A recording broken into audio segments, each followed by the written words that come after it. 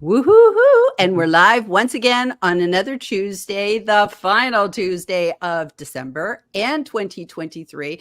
And I got some friends in the house today. So we have Debbie and Jeff and Kevin, and we're going to be talking about LinkedIn 2023 year in review. But before we get stuck in, I would like you all to just quickly introduce yourself so that everybody knows who you are and what you do. So we're going to start with you, Debbie. Take it away, birthday girl. Oh, thank you. Well, that's why they have Boxing Day, you know. I'm Debbie Wemyss, founder of DW Consulting Solutions. We are based in West Palm Beach, Florida, US. Right now, I'm in Nassau for the holiday. Awesome. Jeff.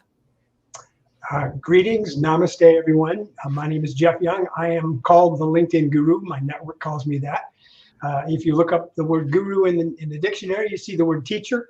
And that is exactly what I've been doing for the last 16 years on LinkedIn, which accounts for about 950 to 1,000 seminars. And I'm a little bit unique because of the fact that every single one of those seminars has been for free. And people get what they pay for, I'm afraid. With me, I'm going to keep doing it until I get it right. But that's what I do. Namaste. Awesome. And you're priceless, Jeff. Kevin. Literally priceless. Got it. I got it. I'm Kevin Turner. I'm a stand-up comedian. No, just kidding. You're a sit-down comedian.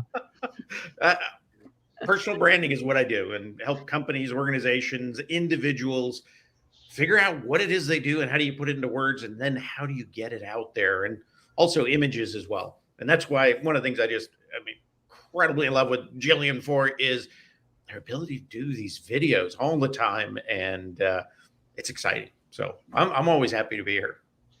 Yay. Thank you. So thank you all for coming today. So our topic is LinkedIn 2023 year in review. And I'm going to go back to this one so it's not so far away. And oh my gosh, there has been so much this year that we have gone through, Kevin. You document all of it with your, Turner's team of cats, just getting out the next post. And I love that, like, you went to the article format and then very quickly you had to go to part 2 and to part 3 because there was just so many. And when I compare it to where we were this time last year talking about features, it's like almost doubled what we had the year before. Oh, yeah. So Fast and Furious, who knows what we're going to be talking about this time next year. So why don't we start off? Actually, Kevin, why don't you start off? I got to go in reverse order. So Kevin, how about you kick us off and talk about sort of what's happened this year? Because you've documented it. You're not going to list every feature, but kind of just give us that overall, what happened on LinkedIn this year? I still relate it back. I think when Microsoft came in and they bought LinkedIn, they wanted LinkedIn to change, right? And they set goals for LinkedIn, KPIs, right? You have to perform, you have to deliver. Part of those KPIs were new LinkedIn features so that the platform could evolve, right? And then that way, LinkedIn and Microsoft both taking ownership of all this new development. Well, this year, on top of all that, we threw in all this stuff that Microsoft also invested in, which, is OpenAI and everything else around that, ChatGPT. And all of a sudden you got all this stuff going on. And I really think we're probably going to hit 170 by the end of the year. Now, that's also with 30 updates, right? And 18 rest in peace. Features that just died all of a sudden, went away. They didn't even tell us it was gone, right? On most of them, except for a few big ones. I'm thoroughly amazed that they or be able to do these things as quickly as they can. But then I'm also a little frustrated in the sense that nobody at LinkedIn seems to talk to each other. We have a lot of LinkedIn members who use the article, new LinkedIn features, to find out what they're doing. And that's a little scary to me because, you put too many silos up. I understand a silo can sometimes create creativity and get people excited, but it also can create conflict and issues.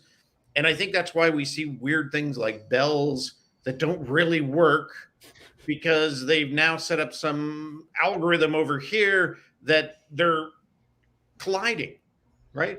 The same thing with hashtags. They're colliding with the bells. They're colliding with the algorithms. Nobody's saying, let's get all this stuff together and make it work, right? They're just working on their own stuff. And so that to me is a little frustrating. And I will say that there's no way I could document all this. It takes many people. I always say eagle-eyed and sharing hearts that come in, they bring stuff to me. They're like, this is weird. Everybody here has brought me something going, this is really weird. I captured it. What is it? And we try to figure it out. And we sometimes probe LinkedIn a little bit. Sometimes we look through the help, and often we don't find anything. So we have to kind of discover it in that process. But I couldn't do it alone. Love doing it. We'll continue to do it. This is the 4th year. And so next year will be the 5th year. And we'll see what happens. I think we're going to have bigger changes, maybe fewer changes next year. So maybe not 170 new features next year, but I think there's going to be some bigger ones. That's just my thought. And I think it's going to be towards AI and native video. Like today, we're doing what? Restream to get in? Pretty soon, you won't have to. You'll be able to come right to LinkedIn, StreamYard. do all your video there, which means maybe profile videos will come back, right? Or we'll have a section and feature where we can just pop videos in and record them as we're doing them. Yeah. That kind of native video, I know they're working on that. I'm hoping this is the year. It even changes audio events to be video events. So you can have video discussions with anybody who shows up. Like today, they could actually come up on stage and be part of the video event. So a lot of cool things like that. I think those are they're going to focus more on those big things. Wow. Awesome. Wow. That's good. That's good. I love the prediction. So Jeff, you've been on this platform a long time, and this has been a year that was with a lot of changes, and yet you're hanging in there. You're still happy. It's like, hopefully you got a lot of them before. It felt like last year you were like always the Charlie Brown of the group, the last one to get the new feature. Is that got better for you in 2023? No. I mean, that's the easy answer to that one. I think this was, for me, 2 things, okay? This was the first year that I ever stopped looking for new features. I mean, it was so overwhelming to me. The numbers that Kevin quotes, and thank God, that other people and Kevin are keeping track of it, because that does help. But about 6 months through the year, I just said, nah. Now, if I notice something on my LinkedIn, I'll see what it's all about. If it's new to me, I'll test it out. I'll try it. Or if I don't know what it really is, I'll go call Kevin. I've got Kevin on speed dial, believe me, okay? But for me, I stopped looking at new features, and I started when I get the new ones, then I start, looking at them and going, oh, well, that's cool. I'll use that. But most of them I've ignored. And honestly, I think that's the overwhelm that a lot of people are feeling on LinkedIn, is that they've stopped looking at the new features, because honestly, it's also a year that I've started to try to focus people on, hey, folks, it's neat to have 170 features, new features. And by the way, if you do the math, that's 1 new feature every 2 days. Yeah, think about that. Crazy. 1 new feature, yeah, that scares me, to no end. But I think I've really started to try to help people concentrate on, hey, folks, let's tell you, because LinkedIn never does, let's tell you what it will take for you to utilize and why you might want to utilize some of the already existing features that so many people aren't even taking advantage of. I mean, you remember the small straw poll I did not too long ago that looked at 20 people that it suggested I connect with, and my suggestions, and I went through and I looked at, I said, okay, how many of these people even have a banner, or a background photo? 3 out of 20. Okay, how many of those people are even on creator mode? 1 out of 20. Okay, now I know all 3 of us use creator mode, and that's one of my favorite things, because creator mode is doing. To me, that's one of the features that's now a long time helped me do what I want to do, which is focus on content and giving people content.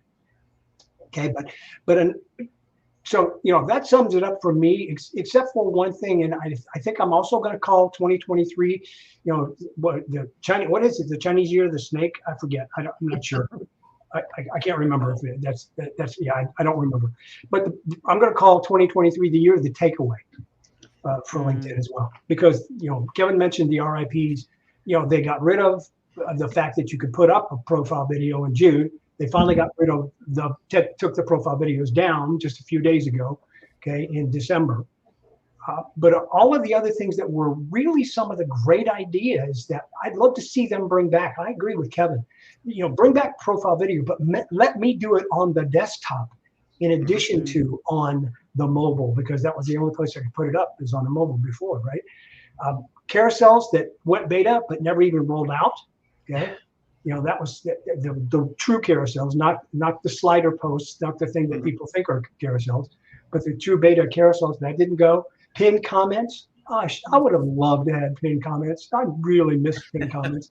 And by the way, it rolled out, went away before I ever even got it. So I never got to experience pinned comments. Never. Well, Jeff, I can tell pinned comments has hurt you bad because technically it was 2022.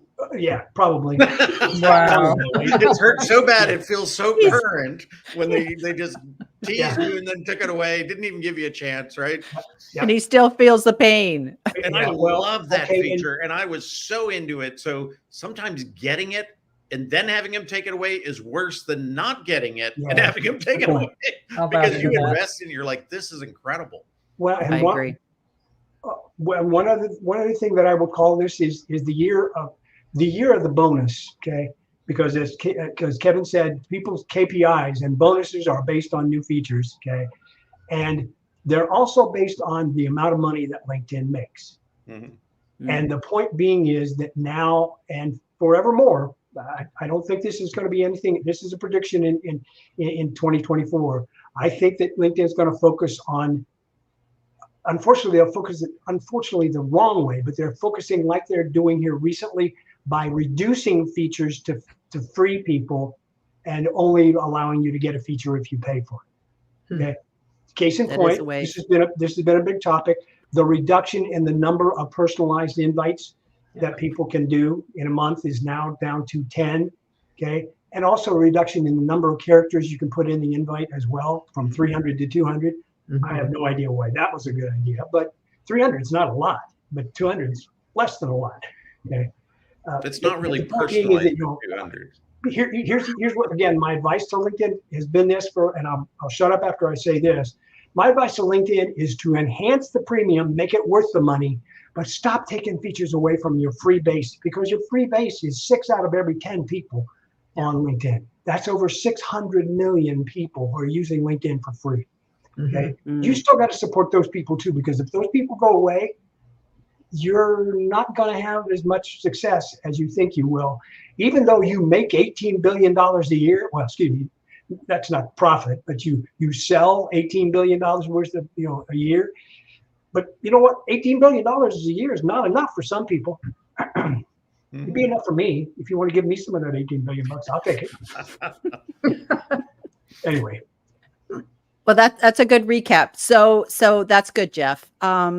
Especially to the difference between premium and free. And I know you and I have done we've done a lot of LinkedIn lives this year, kind of talking about the back to basics approach. And don't be running off to use the premium features when you haven't even figured out the free stuff. So I think that's very valid. So Debbie, what say you on 2023, the year that was?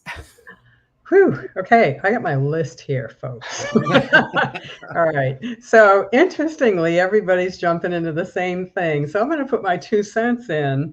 The very first thing, and this was a fun exercise, because I have to credit a whole bunch of people that did the year in review, because I caught up on lives and audios and, as much as I could fit in. So here's the thing.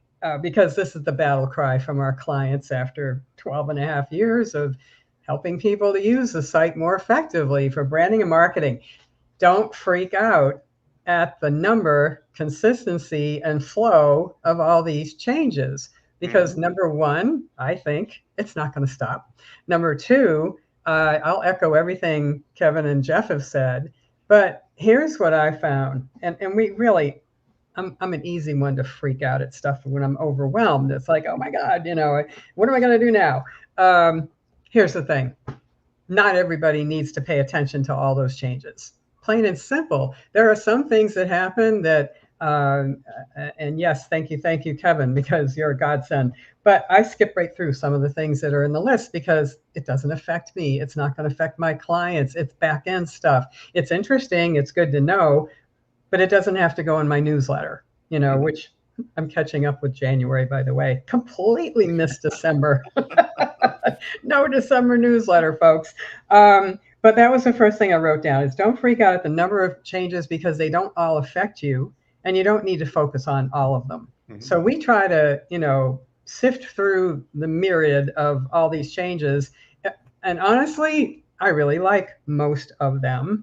I love where Microsoft is headed. I have thought the world of what they've done in the last 6.5 years. I love it. That's why we still love what we do every day. And I feel very blessed for that. Mm-hmm. What I'm excited about and looking forward to and freaking a little bit is everything to do with AI and chat and all that, because I'm just getting into it finally. And it is fascinating. And I just think there's so much good that can come out of it if it is used properly. And I'm waiting patiently. Because right now, our business, my 4 people, we do not use chat in our about narratives. We just don't. We're just writing from the heart. We're writing the way that we've learned to wordsmith. And, that's worked for us for over a decade. It seems more real to us.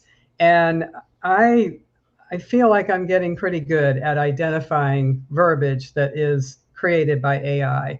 And again, I'm not knocking it. It's just I want it used sparingly and in the right places. And I think ultimately that's going to be a personal choice where people choose to do that. But I love technology. And I came across a reel on Instagram the other day that was just a whole series of very good-looking, handsome movie stars with one dancer, and they were changing out his head. Like he'd spin around and it would be Leonardo DiCaprio, and then he'd spin around again and it would be a whole bunch of other people in a row. I can't explain it, but it was really clever, really clever. And the other thing I saw with AI recently, which was just fascinating, is how they can portray somebody like 20 years from now, what they look like, what they sound like. It's a little creepy if you let it be, but I'm fascinated by it. And I think there's so much good to be had.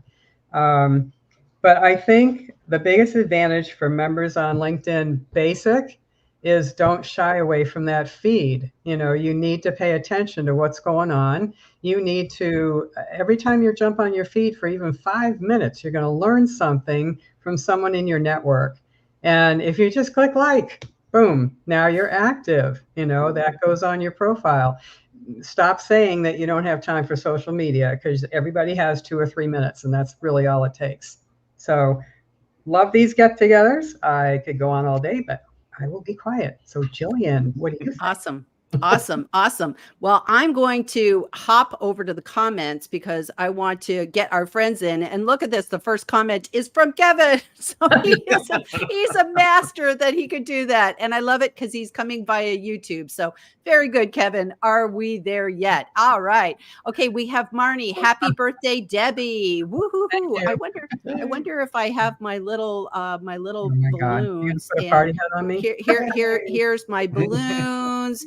And my confetti and presents and everything for Debbie, because it is her birthday. And that is awesome that she's spending her birthday with us. And it's Boxing Day for all our Canadian and UK friends across the pond as well. So that's kind of fun. So let me go back to the comments. So thank you, Marnie, for bringing that up. We have Doug. Marnie agreed, missed the profile video cover. Yeah, that's like, if I have to say anything, that was, to me, the saddest loss was the profile video. But you just have to keep moving forward and just say, I guess it's just the way it has to be, and come up with alternatives. And I'm going with what Kevin says. I think something bigger and better is coming. So maybe things just have a natural shelf life, not like the comments pin. We want that back, please, LinkedIn, if you're listening.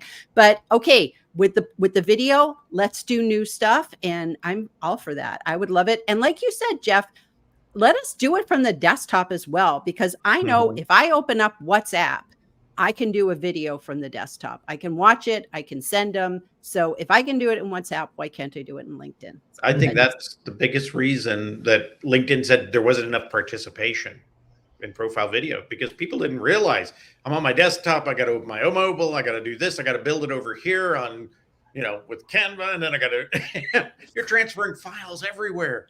Exactly. And I think that's, again, they know that that's got to change if they want video to be successful on LinkedIn. So the easier they make the steps, the more people are going to jump in. I've seen that over and over and over.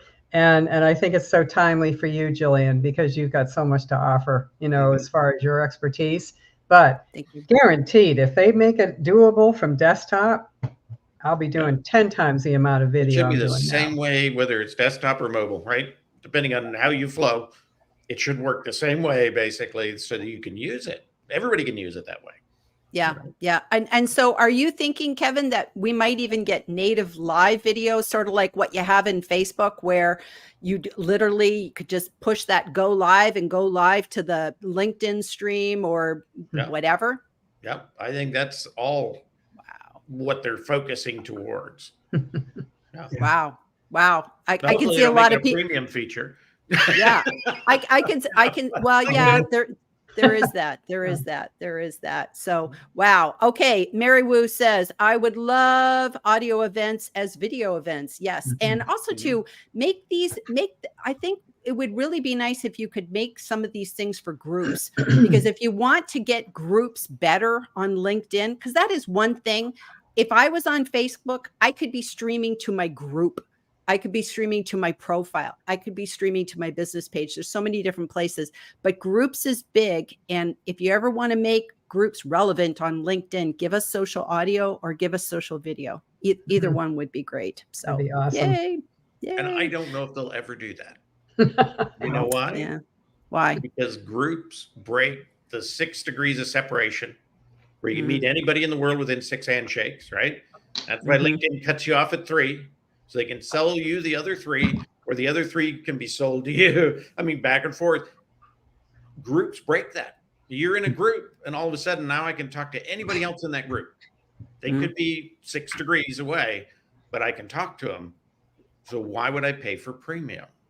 Or why would I pay for recruiter, right? Or why would I pay for navigator? I just have to find the right groups.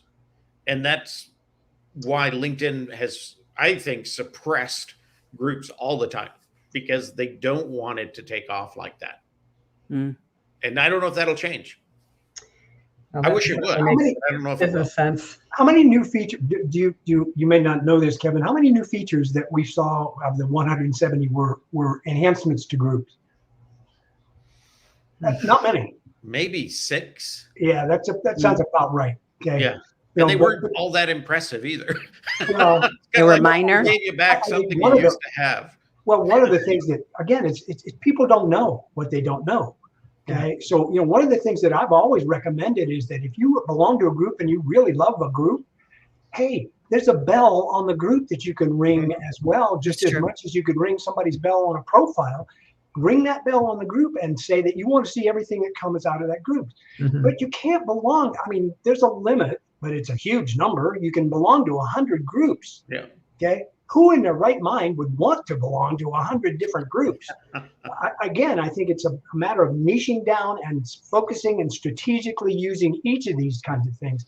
Because even if it's a bell on a profile, I've only rang the bell on people's profile maybe 30 or 40 people at most, and I'm not as I'm the guy who describes myself as anal retentive, but I bet you Kevin knows how many people's bells he's actually rung, because he keeps separate. He keeps a separate list of them, don't you? Yeah. I never did that. I just chose the people and went with that. Okay. I do it really easy too. I take a picture, a screenshot. When I ring the bell, I screenshot it and I throw it into a file. And then I not only do I know who visually, I can see who, right? They're all there. I can see when. Yeah. And well, so, the good news, it's easy. The good news here is that I've been able to make I want to get back to AI as well, because I want to talk a little bit more about AI in terms of what they'll do in the future. But I like what LinkedIn has done with AI so far. but let's keep Chat GPT and all that kind of stuff about, creating text with AI out of it, because I don't need that. Here's another one of those things like Debbie mentioned. It's not applicable to me. Okay, I've been writing my own stuff for this long, and I can't find an AI that sounds like me. Okay, nothing sounds this old. Okay, so I'm not going to use AI for that. But I have taught the AI to do what I want it to do on LinkedIn and give me the stuff that I want to see on LinkedIn. That's the coolest part. The bells that I've rung, the hashtags that I've followed, all of those kind of things get me to where I can get to my content as quickly and as easily as possible. Okay, that's the AI I want more of. The AI that allows me to tailor what I'm after so that I can actually interact with the broadest perspective of my network. Can I go back to groups for one quick second? That makes sense. Sure. It tied in with Absolutely. the limited 10 personalized invitations a month now, the chokehold on the free memberships. Okay, I understand it.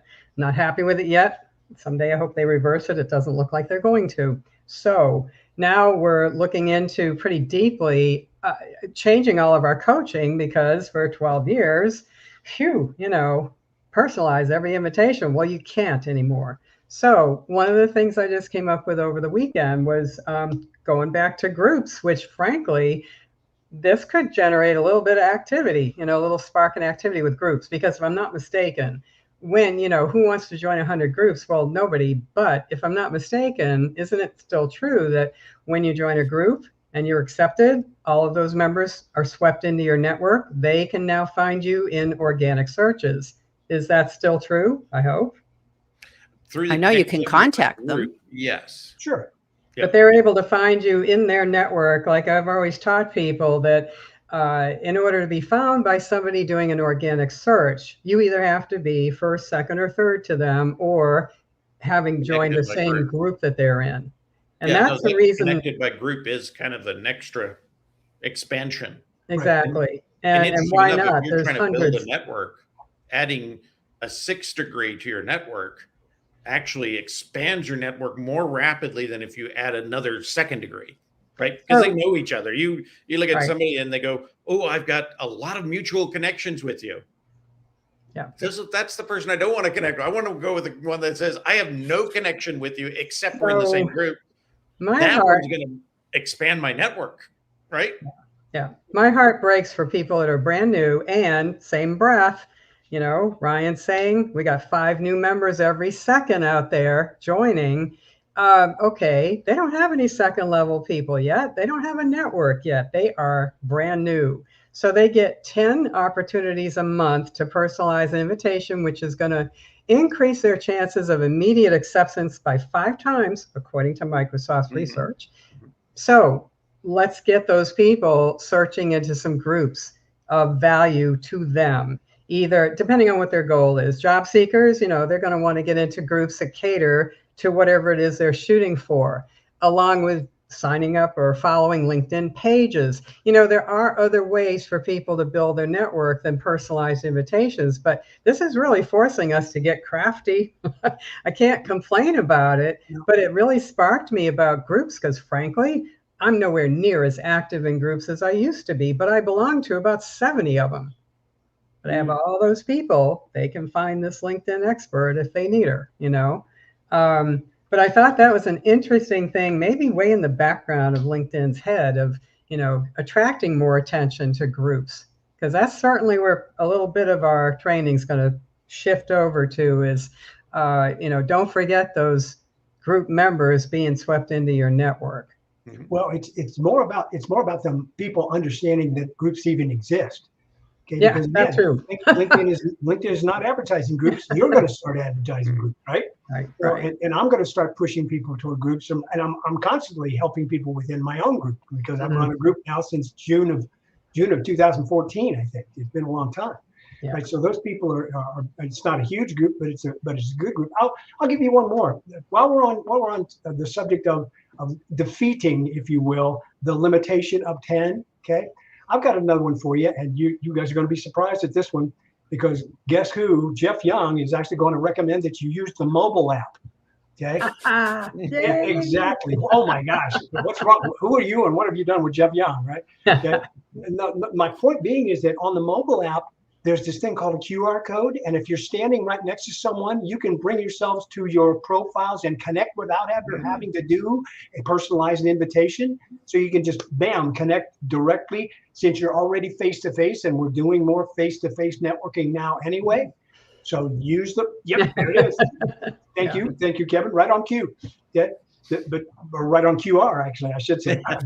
Sorry, but use that kind of effective way to use the tool for what you wanted to do in the first place, which is network and connect with people.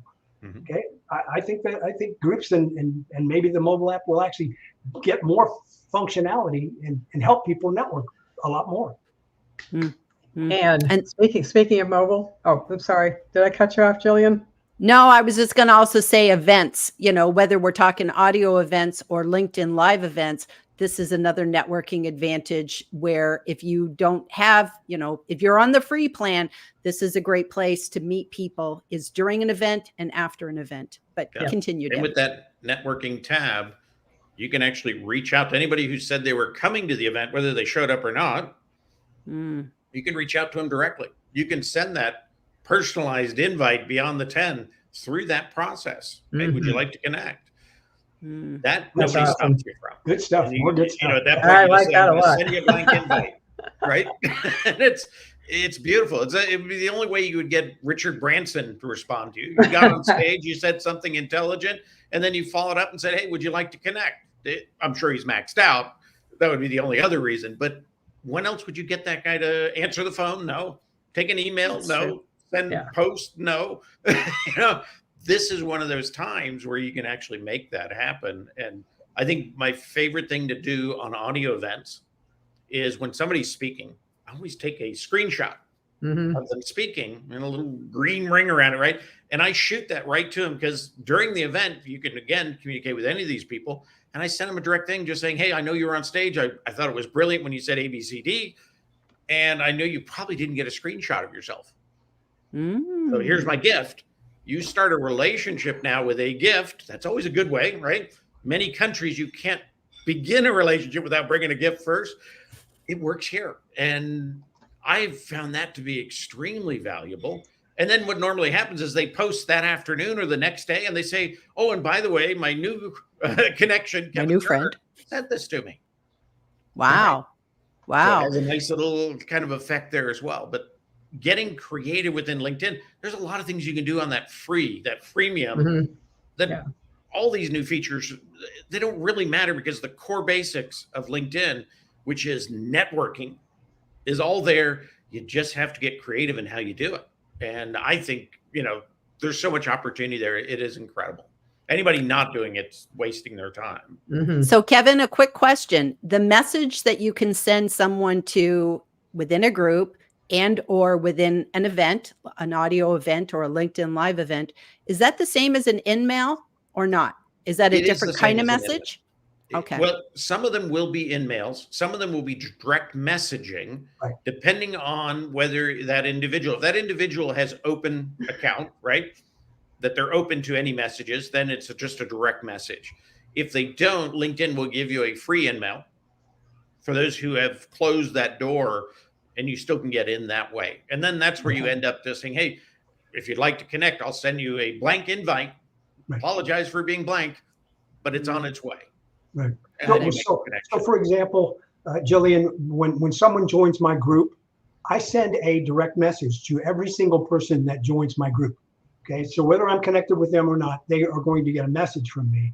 But it does come, as Kevin says, it does come out as an in-mail that they actually have to accept that message request. Okay, but I use that every single time, and I have a pretty high rate of success with it. People will actually respond to it because I actually send them a welcome to my group message with then an also quick template of, by the way, here are the rules. Okay. And again, it's all in a matter of telling people what they, because I'm not assuming that they're going to look at the rules of the group when they've joined the group. I'm going to Right. give them that group. And oh, by the way, then I also, by the way, if they respond, I also send them a little bit of a tip as well. Oh, by the way, did you know that you can actually search for specific keywords inside of a group only? Okay. There's another one that not a lot of people know about. So when you do a search, you can do a search inside of a group for specifics and get only the posts that are about that keyword or whatever phrase you use inside the group as well. So again, groups are a great place to network or even begin relations. Okay. I love it. Using it the right way, as Kevin said. And bottom line, it's always about relationship building. Doesn't matter what year we're in. It's always about that. So that's really good. Couple more comments. Love the pinned comments. Wish we could lobby LinkedIn to bring them back. They're still in groups though, aren't they? They're still like group admins. You can have a pinned comment you have in a one group. that you can pin. Okay. One post that you can pin, and same thing within business pages.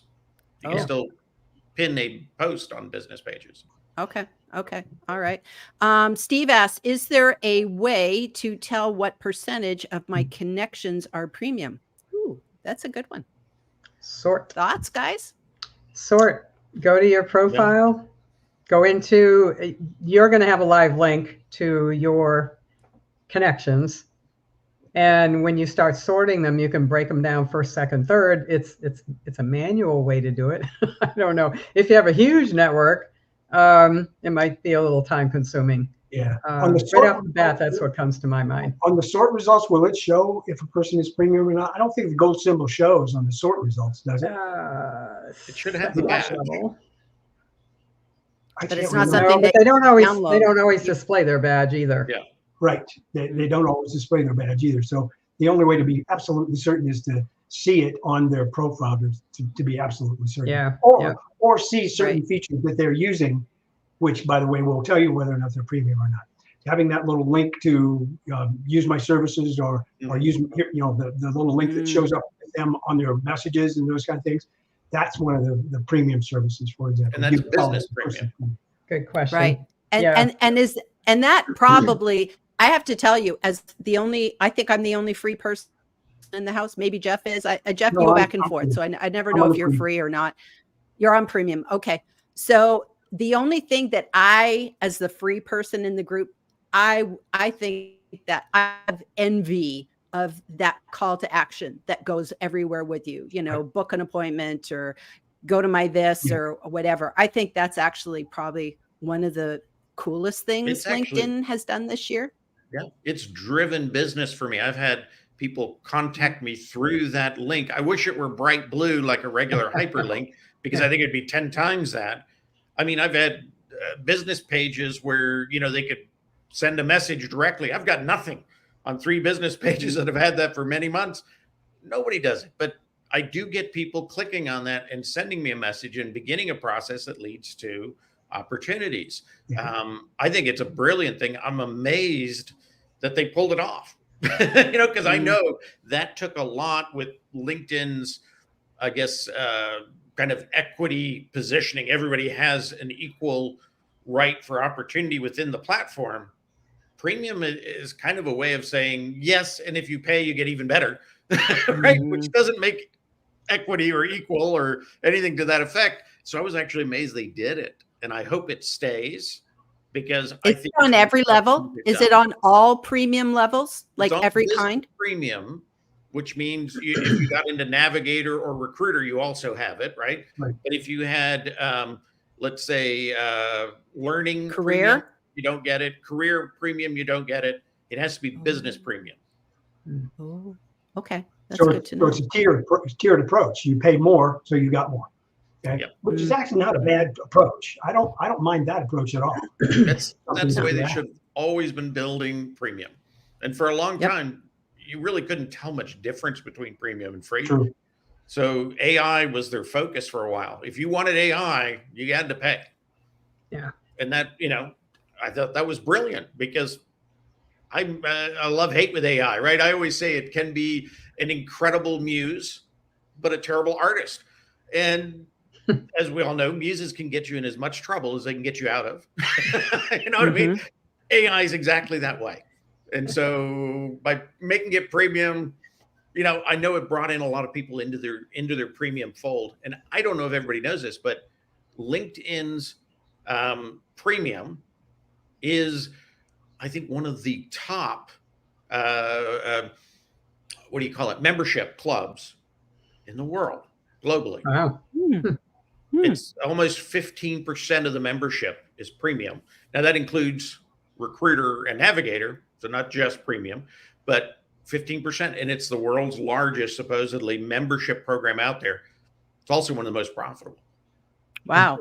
And look at this comment. I thought it was interesting to bring this comment in. So Marnie says, can you address the possibly fear-based hype about the direction of the monetization of LinkedIn? And Kevin, you have always said that's what LinkedIn's here for. They're here to make money.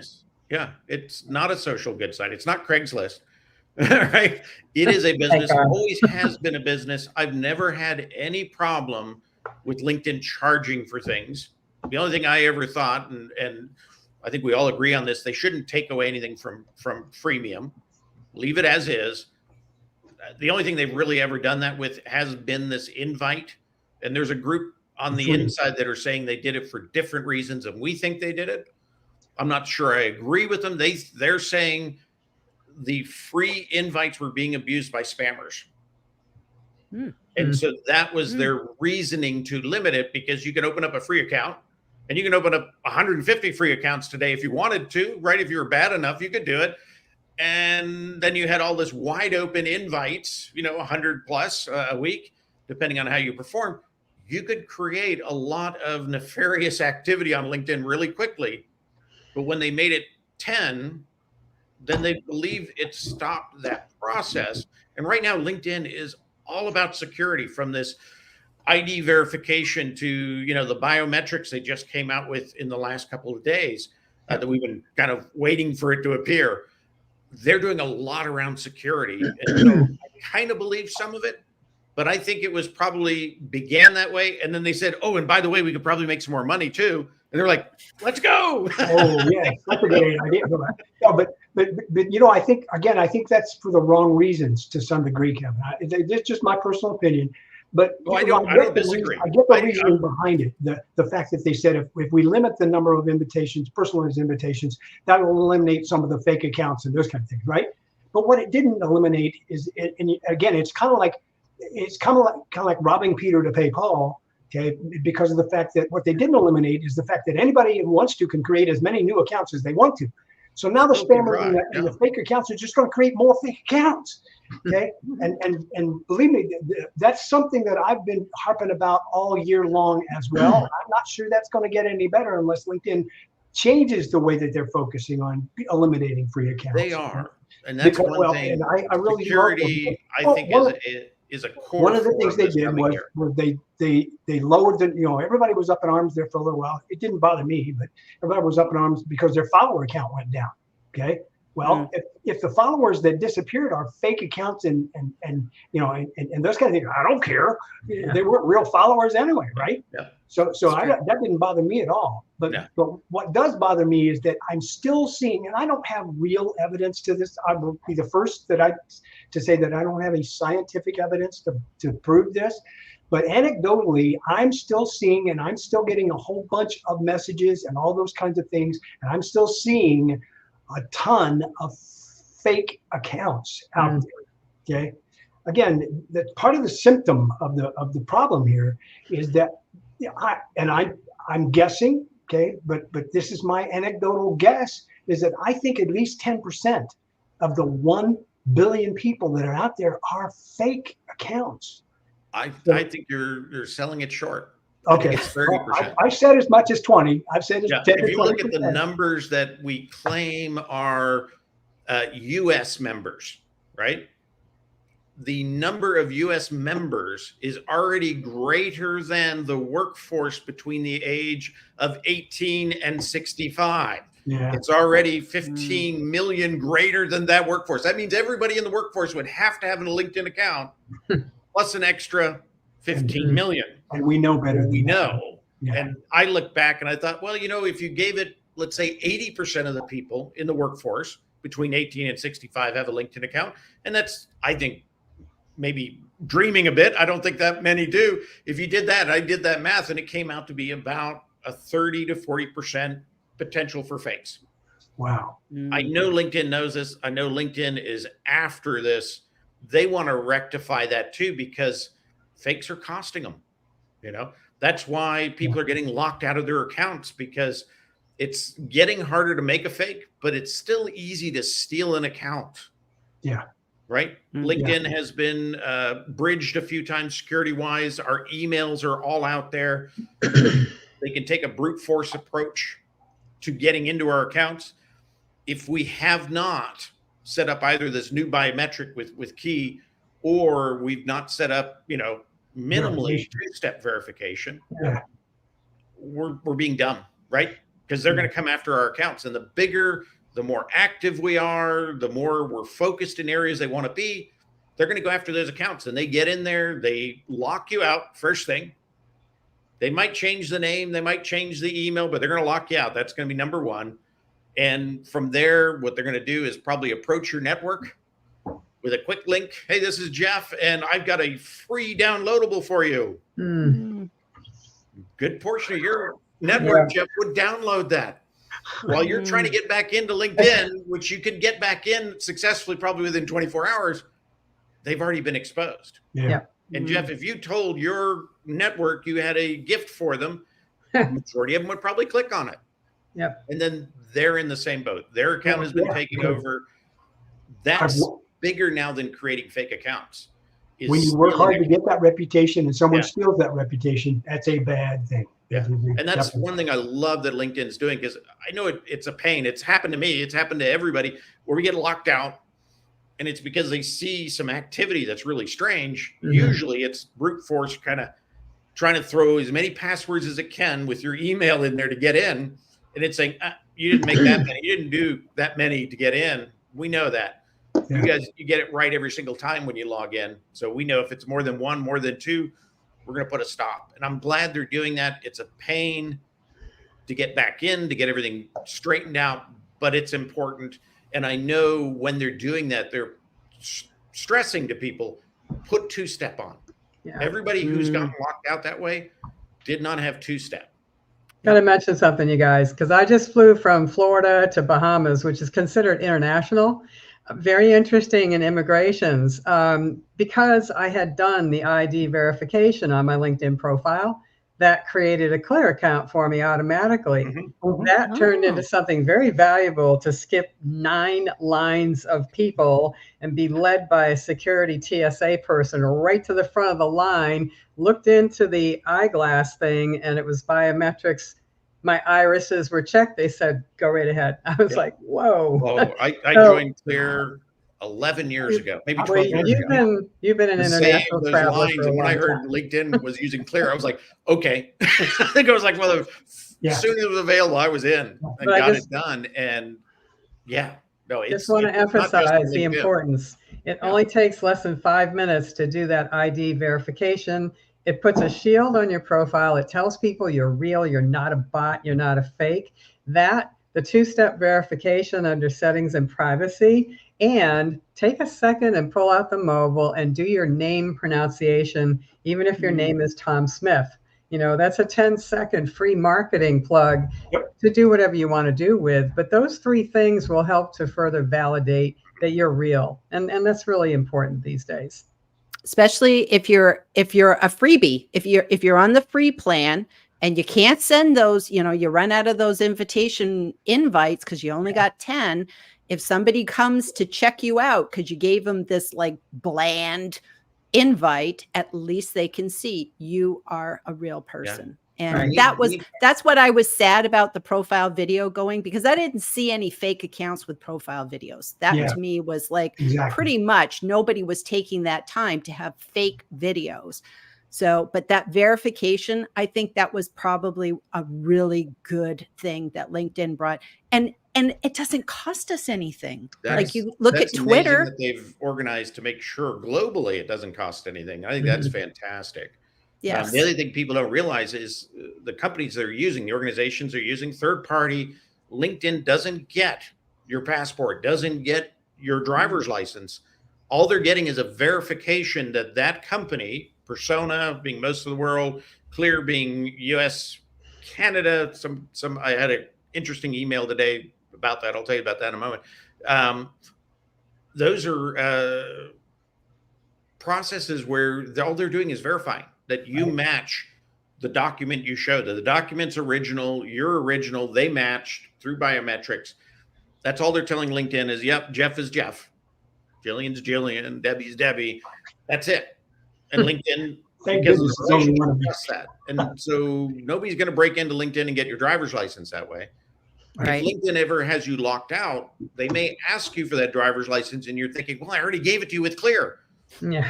No, you didn't. No. Because they don't keep it. They will ask for it again.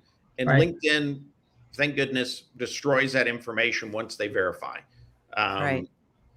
Yeah. So, and I know Debbie, we had a fun one with getting Debbie on because she didn't want to go with her real full, birth certificate name, right? Yeah. And you can go with that when you get it launched, and then you can change it as long as it's within a relevant range. LinkedIn's not going to say anything. Yeah, I've got my phonetic pronunciation as my maiden name, Weemz. That's one way around a Scottish name like mine. Yeah. It's good. So It's good. They're trying to be flexible. So, Jeff, I know you do a newsletter. Kevin, I love, and Gillian, are you doing a newsletter? Yeah. Oh yeah. Yeah. Okay, I went a couple of months without it, but I kicked in last week and did my final one for the year. Did you get that added to your analytics yet? Because that just came into my analytics Recently. like 2 weeks Very ago. recently. So I love that. That's neat. I love that. I got a 500% increase. I'm like, wait a minute, I didn't put out a December issue. It's bad when you do better when you're not there. It's in the dashboard of all of the analytics. And we It'll just show up. and we mhm. Mhm. Anyway, I thought and that I was think cool. that's something that we've seen over this past year, a lot of changes to the newsletters, in that I think there's the ability that you can have multiple newsletters. Then there was the whole different layout of the newsletters. I used last week for the first time, the templates that you can now save your newsletter as a template. Oh my gosh, that saves so much time. So that kind of stuff is really good. There's all sorts of great things with newsletters. So I think that, and even if people follow you, LinkedIn just sends them a little, hey, maybe you want to check out their newsletter. So they're doing a lot to promote those newsletters. Yeah. I like it. I like the system. I think it's smart. I don't do it monthly, but I should. Well, maybe you do it daily. But I only try to send it out when I've got something that I think just blows up the world. That's when I'm going to send it out. And it seems to be working. It's not consistent, but people know if that one shows up my email, right, I'm going to look at it because it's not going to waste my time. And I think that's interesting. I noticed looking at my analytics over the last couple of years. Last year, I was trying to post 3 to 4 times a week, and that was a lot of work. And I changed this year to 2 to 3 times a week.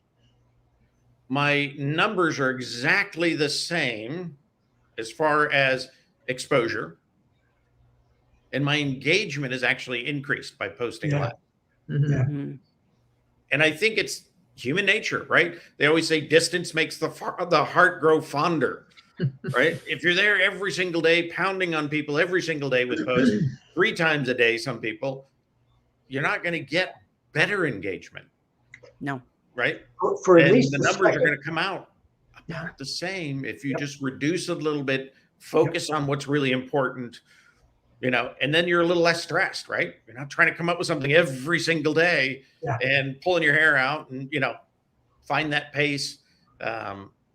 I think there's a lot of bad information out there on stuff like that, but those metrics are nice because you can now start comparing and learn on your own, right? On what really impacts you and your network. Mm-hmm. Yeah, I think metrics are for you to compare to yourself, not for you to compare to anyone else in the first place. Absolutely. Totally Everybody agree. agrees with that one. And for the second year in a row for me, I am posting less, but getting more engagement and getting more views. Mm-hmm. Yeah. So, that's amazing to me that, that can happen. I mean, I love people who can come up with ideas for 5 straight days, every single weekday and that kind of stuff. But honestly, I don't have time to interact with all that stuff. So I pick and choose, again, the people that I have on speed dial that I can go to. And usually I'll pick at least, if they've got a theme of a Monday post that is the same kind of post every week, I'll go to that one and I'll interact with that one. So I won't ignore them. I can't ignore them. They're part of my network. Why would I want to ignore them? It's, again, about building relationships, right? Yeah. But it makes the most sense to post when you have something of value to post in the first place, right? You guys know me. I love acronyms. Okay, I talk about this all the time. Give long and prosper. Okay, and give is an acronym. Be generous, be interesting, be valuable, be exceptional. Okay? There you That's go. my idea. I love that. So Daisy here is asking about our thoughts on newsletters, which we actually just talked about. And she says, I have so many subscription invites, 37 at last count. If I accept them all, I would be on LinkedIn forever. So this is very interesting. She's talking about best practices for subscribing, not pushing yours out there. So what do we have to say to Daisy in terms of, how about just you guys? Which ones are you reading? How do you sort it out? Because I'm like Daisy. I would be here all day. I'm getting picky. It's like a buffet, right? You can fill that plate like this, but if you're not going to eat that, don't take it, right? Take what you want. Don't be worried you might offend somebody. You can always check in on them once in a while and see what articles, because a newsletter becomes an article. So you can always check their articles every now and then. You don't And be have selective. to overtake more than you're going to eat, And so You learn to be selective. Yeah. That's all. You don't need all of it. I subscribe to a couple of other LinkedIn experts, hello, on screen, and a few overseas, they knew who they are. But yes, you're right. You could be on LinkedIn all day. And the important thing is time management. And it goes back to posting too. If you don't have time to follow and interact with who's interacting with your posts, then don't do it that day or that hour. Be mindful of what you're going to do to go back on people that are helping you. And newsletters are a little more asynchronous, right? Not like a post where you think I got to respond now. A newsletter, I might go back and look at my newsletters tonight, check out a couple of them that I didn't read, and then make. I love newsletters because they're not only long form, but they're long term. Okay, that information stays out there for a long period of time, and I'm actually pointing people to newsletters that I've done over 2 years ago, a lot of times. Okay. That little ellipsis, the 3 dots in the upper right corner of every post, invitation, article, etc. That on my homepage feed has become my favorite button, because as I read through my feed, I hit that ellipsis and I save it. And I have a whole bunch of stuff saved on the left margin of my homepage, and I call it my happy hour button. There you go. I go back there and read it when I have time, and relax, and I can absorb stuff. Well, those 3 dots, LinkedIn calls the more icon. Yep. So when you think about it as the more icon, I want more. Click the 3 dots, and there's going to be more options of everything, right? So anywhere you see it, that's going to be the more options button. It's their more icon. So that goes back to that using LinkedIn's lingo so we don't get in trouble, because when you think about like carousels that blew up, everybody thought, oh, I'm missing my document posts. But they never knew them as document posts. I always label everything, put a bracket around them, because that's what LinkedIn has decided to call it, whether you like that name or not. Right? That's what they call it. Like banners. There's not banners. Somebody else calls it. Oh my gosh. Wait, you mean I have to stop saying ellipsis and I have to call it the more button? The more icon. Yeah, okay. Magic 3 dots. There you go. I like that. I like the magic 3 dots. Funny. Makes us sound like leprechauns. So that's good. So we're almost at the end of an hour, if you can believe it. It just flew by, and there's a gazillion comments, and we will address them all afterwards. So just know that we are troopers. We never leave people hanging high and dry. So we will be sure to continue the conversation in the comments for everybody who joined the live, plus people who add in new ones as we move forward with the replay. So what I'd like to do is just kind of end it up in the last minute or so. If you could just kind of give a summary of I'll start with you, Debbie, because you just watered up. So I'll start with you. Dry So down just here. basically, what's your final thought on 2023 for LinkedIn, and what are your thoughts? Closing thoughts. Totally be open to change, because it's going to keep coming. Hopefully they'll bring us improvements in different areas of the platform that mean the most to us. Above and beyond, take every advantage of every option to stay in touch, whether it is reacting on posts, sending a message through the messaging center. My favorite, the voice message, get it correctly. Using that mobile app, but stay in touch with your network, especially the people that mean the most to you. Obviously your clients, but there's so many ways to do that. You don't have to spend hours on it.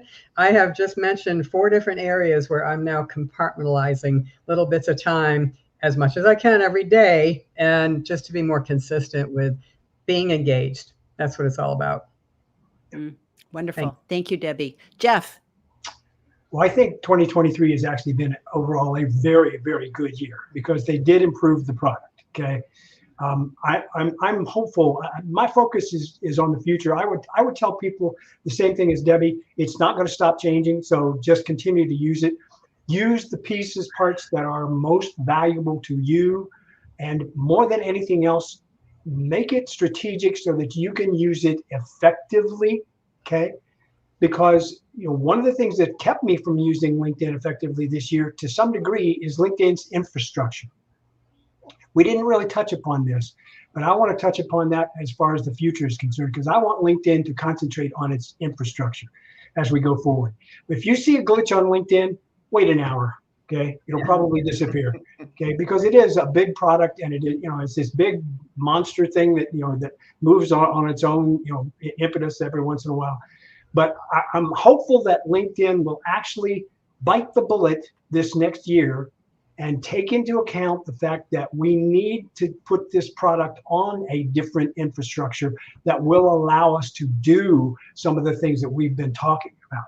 And a lot of people that I talk to are good with, including myself, if you need to shut this thing down for a week to 2 weeks, shut it down, but bring it back up into that environment where, I can do without LinkedIn for a week or so if you will fix these kinds of problems so that I won't have the infrastructure problems that I've had in the past. Okay. So, look to the future, because, LinkedIn's been around for over 20 years. I'm going to celebrate my 20th anniversary on LinkedIn next year.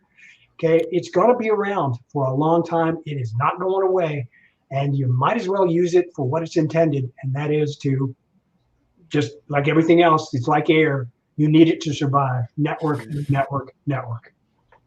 Love it. Love it. Kevin. I get it in the sense that LinkedIn will always evolve, right? And Jeff's absolutely right as well, in the sense that maybe they should take that time and break it completely and then put it together the right way. I don't know if they'll do that. I wish, I think that'd be incredible. I don't think they will ever turn LinkedIn off. And, they might build a secondary LinkedIn and then have a switch day, much like rollouts, right? Where you switch accounts in and it's all still connected into the database. I think they might take that approach.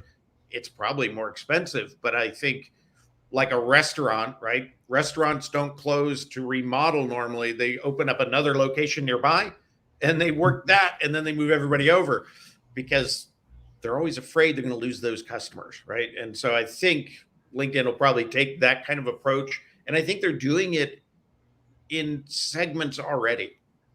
For them to bring in audio events 2 years ago, that was a huge expense into these kind of new racks of data and processing that they needed. They did it in a kind of segment behind the scene and then turned it on. So I think that may be more likely what they would do, but they got to do it because it's got to be frustrating the heck out of them, right? I think Jeff uses this term a lot too, and I do too, spaghetti coding, right? You pull one noodle out and then 4 more break.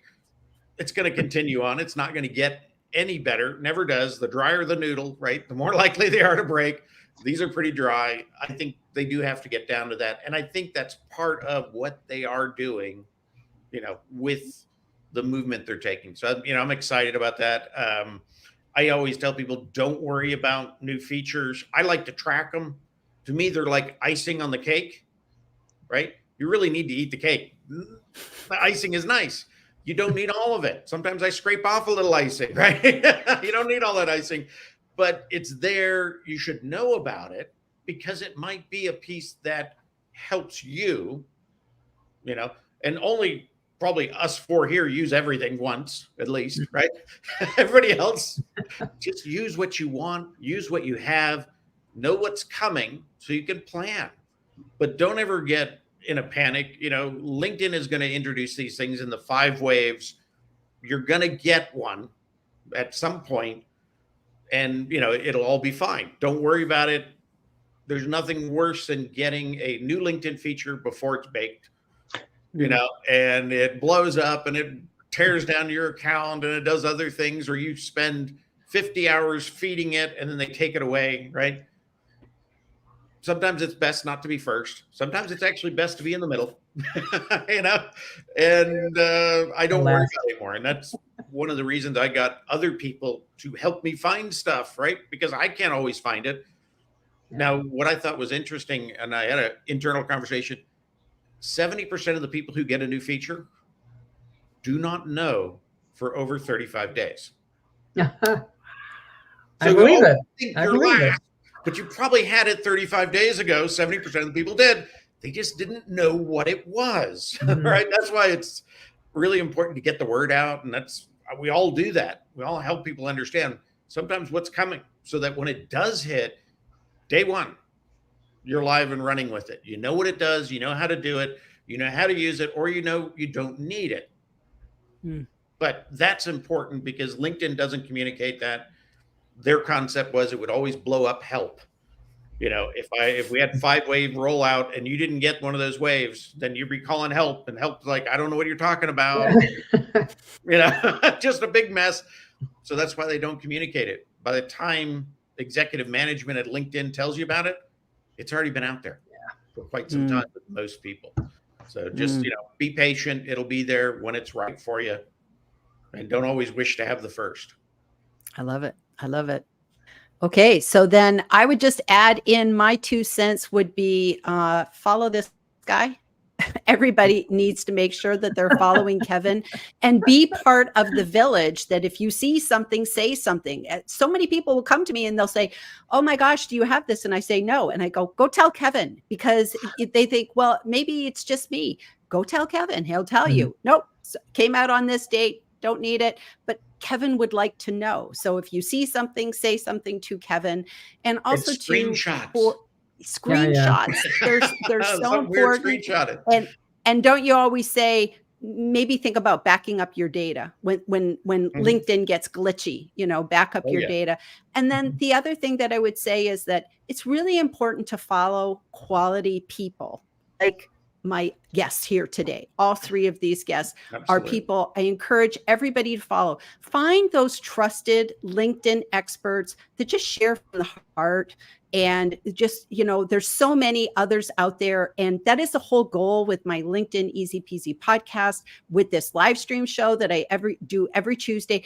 I'm just trying to highlight and showcase the LinkedIn leaders that I feel have something to say that will help everybody. So take advantage of, finding quality people and lock onto them, follow them. They do good stuff. So that's the only thing that I would add. And once again, guys, thank you so much for being here. Happy birthday again to Debbie. Do I have any more? Do I have any more? I don't know. Do I have I have a happy birthday gift, and that's the snow. So we can just get so silly here with some balloons, wishing Debbie a happy birthday.